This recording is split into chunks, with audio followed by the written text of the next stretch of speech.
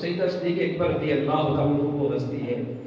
آپ رضی اللہ عنہ بچپن میں آپ رضی اللہ عنہ کے والد آپ کو لے کر گئے بتخانے میں، تو بتخانے لے جا کر آپ کے والد نے کہا کہ یہ تیرے معبود ہیں، اب ان کو چھوڑ کر آپ چلے گئے۔ آپ رضی اللہ عنہ اکیلے تھے، آپ نے بتوں سے کہا میں ننگا ہوں مجھے کپڑے پہناؤ، میں بھوکا ہوں مجھے کھانا کھلاؤ، میں تجھے پتھر مارنے لگا ہوں، اگر تو خدا ہے تو اپنے آپ کو بچا لے۔ وہ تو ہے بت تھے، آپ رضی اللہ عنہ نے سارے بت کو توڑ دیا۔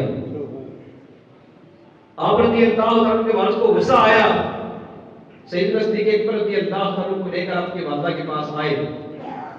جب والدہ کے پاس آئے تو آ کر سارا معاملہ سنایا کہ تیرے بیٹے نے یہ کام کیا ہے۔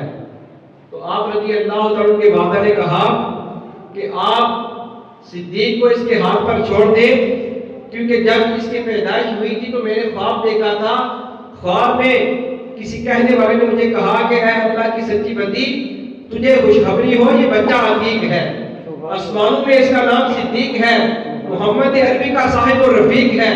اور یہ روایت خود سیدنا صدیق اکبر رضی اللہ عنہ نے سرکار دو عالم سے کی بارگاہ میں بیان کی۔ یہ روایت سیدنا صدیق اکبر رضی اللہ عنہ نے جا کر اپنے خود اپنی زبان سے نبی پاک علیہ السلام کی بارگاہ میں جب بیان کی نا تو آسمان سے جبریل امین آئے اور آ کے عرض کرنے لگے کہ یا رسول اللہ صدیق اکبر نے بالکل سچ کہا ہے، صدیق اکبر نے بالکل سچ کہا ہے۔